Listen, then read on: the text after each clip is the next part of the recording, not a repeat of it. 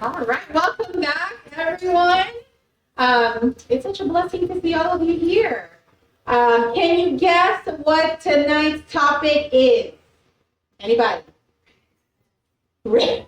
Yes, Sister Martin. Yes, rest, definitely. All right, here we go. You know, in the hustle and bustle of our busy, our lives are just living, just being in America is so busy, right? Um, oh, did it not? Oh, did I do it again? Yeah. Did it do it? Maybe? It's coming, almost there. But anyway, in the hustle and bustle of our busy modern lives, most of us just keep going until we finally drop at the end of the day from exhaustion. Okay, but there are two types of rest. For optimum health, there are two types, and daily rest, which you pretty much get when you go to sleep, and a periodic rest, kind of like vacation or Sabbath that we have been learning about, right? When you keep the Sabbath, it is very liberating. It frees us from the stress of life, and work life, and we have to remember that keeping the Sabbath is a gift from God to mankind to not only refresh us, but it also takes away all that pressure during the week from our work. Even if you don't work, in a regular job, even if you're just working at home all day, if you're a farmer whatsoever, we're just so busy. But having to keep that Sabbath is such a blessing each and every week. Would you agree? So for me, being able to keep the Sabbath is kind of like a vacation. It's, God has set apart that day for us. It's not for him, it's for us. He's giving us that rest. Amen? In Matthew 11:28, it says, "Come unto me, all ye that labor and are heavy laden, and I will give you rest. Take my yoke upon you and learn of me, for I am weak and lowly in heart, and ye shall find rest unto your souls, for my yoke is easy and my burden is light." So are you weary? Are you exhausted? Worn out by the routine of everyday life? Well, he tells us, rest. Rest is what we need. Physical rest, mental rest. He says, come and rest a while. This is one of God's special healing remedies, and it is just for you and for me. Importance of rest: healthy brain function and emotional well-being. Rest improves your mental and physical efficiency, and proper rest habits contribute to our quality of life. It also adds to the length of your life, right? Just like this pretty strong brain, right? Another one is it supports healthy growth and development. Even humans and animals need rest to grow, right? How about plants? Will plants grow if you don't give it the proper environment, if you don't water it, if you don't give it, nutrients, right? You don't take care of the soil, will they grow? Same thing with our bodies. Another one is adequate rest can result in physical transformation, not only for you to have a six-pack, but during rest, your body is replenished, all the waste products are removed, and your body systems are re-energized. So you are preparing for renewed activity for the day to come. How about if you lack rest? What's going to happen? If you have sleep deficiency, it increases the risk of heart disease. Lack of sleep causes a lot of inflammation. It ends up causing, it can lead to fatty buildup in your arteries, and it strains the heart and the blood vessels as well. How about kidney disease? When you have lack of sleep, your kidney function actually is regulated by sleep and rest. And a lot of times when people don't get enough sleep or don't get adequate rest, their kidneys start to deteriorate, okay? Starts declining. Lack of rest also causes high blood pressure. Again, because it has so much strain in the heart and the blood vessels, causing that blood pressure to go up. Another one is stroke. Because inflammation can come from increased cortisol, It's a stress hormone, and that changes when you're sleep deprived. According to a study in neurology.org, people who sleep less than 5 hours a night have a 3.15 times higher odds of stroke compared to people who sleep 7 hours. There's also an increased risk of prostate and breast cancer when there is lack of sleep. And number 5, it also causes obesity. When you don't get enough sleep, when you're sleep deprived, your body produces less leptin and more ghrelin. So this actually makes you feel hungrier and more likely to eat and overeat. Okay? Adequate rest between ages 5 to 9. They need to be sleeping like Maple can sleep for like 13 hours if I don't wake her up. Right? I let her sleep maybe like 11, 12 sometimes, but man, that girl can sleep for a long time. And when you're asleep, your body switches into high gear and cleans house when we sleep. So it's very important to get adequate rest. For ages 13 and 18, 8 to 10 hours per night is recommended. And between the hours of 10 at night to 12 midnight, the brain does the most work. It releases a lot of the hormones and chemicals and melatonin and growth hormones, and the brain actually restores itself during that time. So it's very important that we sleep before midnight, right? Try to get in the habit of sleeping like around 9 or 10 because, I'm going to get ahead of myself. Let me not go there. Adequate rest for adults, for us adults, we should be getting 7 to 8 hours of sleep per night, and people who only get 5 to 6 hours of sleep are 4.2 times more likely to get sick than people who actually sleep 7+ hours. And I will tell you, I could probably have more kids, but I choose not to because I am loving sleep now than I did when I had, my little ones and I had to wake up in the middle of the night. And I value my sleep now. So I really, as much as they're cute, I don't want any more kids. One of the reasons is because I like my sleep. Because if I don't get enough sleep, I can be crabby and we won't even go there. Sleep deprivation. Even our moods are affected by sleep debt, okay? When we don't get enough sleep. And not only do tired people feel more fatigued and less vigorous, but they also tend to become more depressed because they're not getting enough sleep. So they're not going to want to do anything, right? They're tired. As sleep debt increases, people lose their ability to enjoy things in life and activities that they normally would do.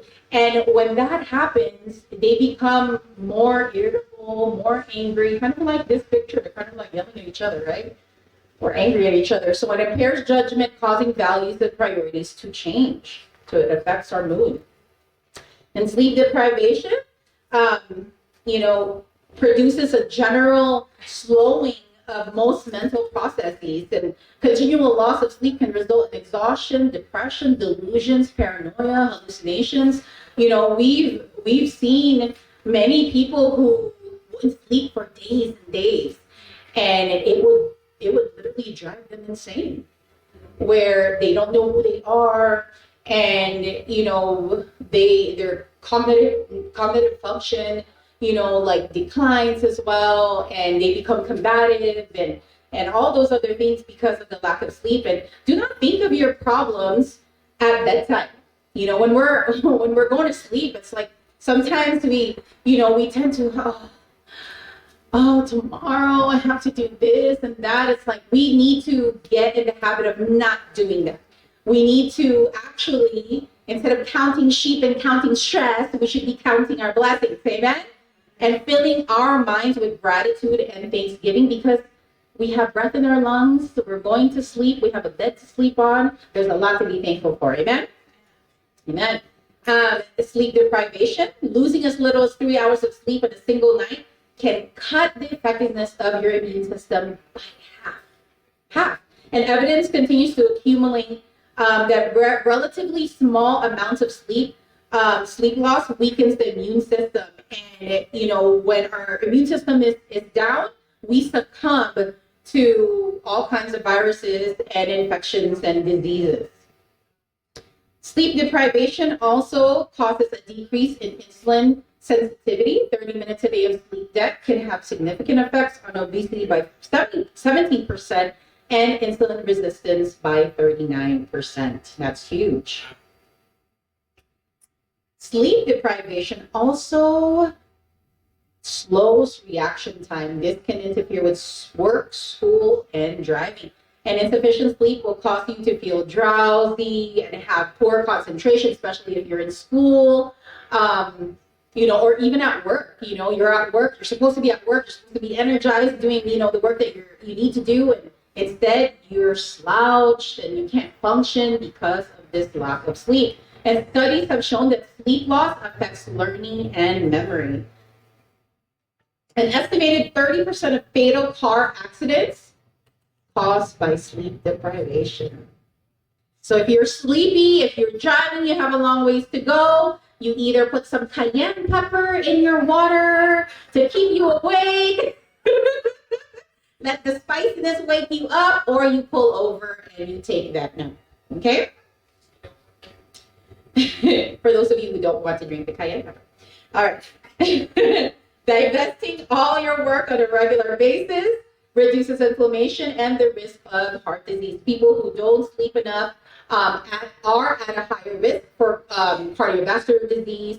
And this is regardless of their age, smoking, diet, and exercise habits. So even just not getting sleep will put you at risk for cardiovascular disease. Now, tips to getting enough sleep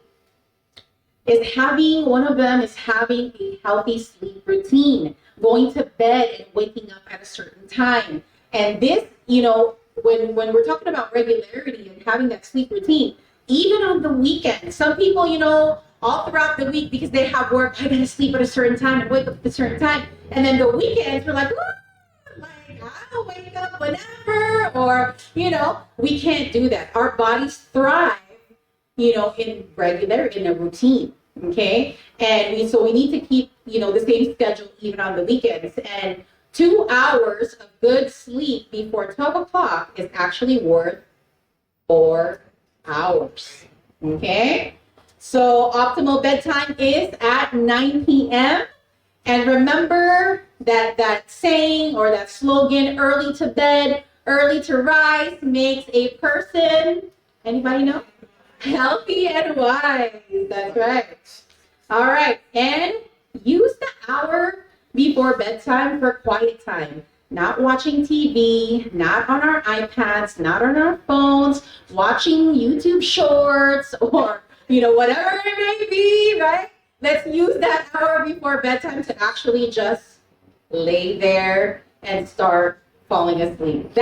This is what I've come to learn to do, because I used to just, catch up on the things that I need to do because the kids are sleepy. So this is my time to do whatever I need to do on my laptop or my computer. But it doesn't do me any good. And it didn't do me any good because it would keep me up until 1 a.m. in the morning. And then the next day I'm tired. So now I've really learned to just, I've grown so accustomed to sleeping like by 9 o'clock, 10 o'clock at the latest, that by actually 7 or 8 o'clock sometimes, I'm telling you, I'm like falling. Kids are like, Mommy, you're falling asleep while worshiping. Lord have mercy, right? So we need to have that 1 hour before bedtime to just rest, right? And also, do not use caffeine products. Some people, I need to drink a cup of coffee before I go to sleep. That's not going to help you go to sleep. That's only going to get your brain wired up, right? And stimulated, okay? Your nerves are going to be stimulated and it's going to keep you awake. And then sleeping with lights also can penetrate through the iris onto the pineal gland, and it'll stop the production of melatonin. So, it's very important that you are not looking at a screen or the lights are on in your house. If you go to our house and if you spend the night, when it comes to bed night at 9 p.m., It is lights out. There are no lights, not even like a little small, what do you call that, night light? None of that. No. And my kids will tell you, Mommy, what's that little light over there? We have to turn it off because the kids can't even sleep. Like, it has to be pitch black for everybody to go to sleep, right? So, but it's really helpful. It'll help you fall asleep much better. Another one is avoiding meals at least a couple of hours before bedtime. Why? Because food will not be digested when you go to sleep. When you go to sleep, what happens to your body? It kind of goes into rest. It stops digestion. So if your stomach is full of food, what do you think is going to happen? Your food will rot. It'll sit there until the next morning, and then you wake up with indigestion and heartburn and maybe a little constipated, because there's no, you ate too much and now it's just sitting there. Okay? So try not to eat very close to bedtime. If you are going to eat at all, make sure that it's like 3 to 4 hours before you go to bed. Okay, just to make sure that your digestive system has had enough time to digest your food. And if you're having a hard time falling asleep at night, try a warm bath, even a little bit of chamomile tea or hops or even valerian to help you fall asleep. Okay? And those are teas, by the way, and caffeine free. Okay. Another one is spend time outdoors, being physically active every single day. Exercise a minimum of 30 minutes each day, and preferably outdoors during the day. Why? Because you're getting that natural sunlight. What's in sunlight? What do you get? What's that? Vitamin D. But what's helping you from the sun? What's helping? Serotonin, melatonin, right? So morning sunshine and fresh air can promote sound and sweet sleep. And Proverbs 3:4, it says, when you lie down, you will not be afraid. When you lie down, your sleep will be sweet. Always pray before you go to bed and seek to have a relationship with God, with the God who can take away all your worries, all your anxieties, all your concerns. Give it to him and surrender it to him. He's the only one that can take it away. Amen? And even as many today engage in numerous activities that deprive them of daily and periodic rest, my prayer is that you consider a new start to rest. God bless you. Amen.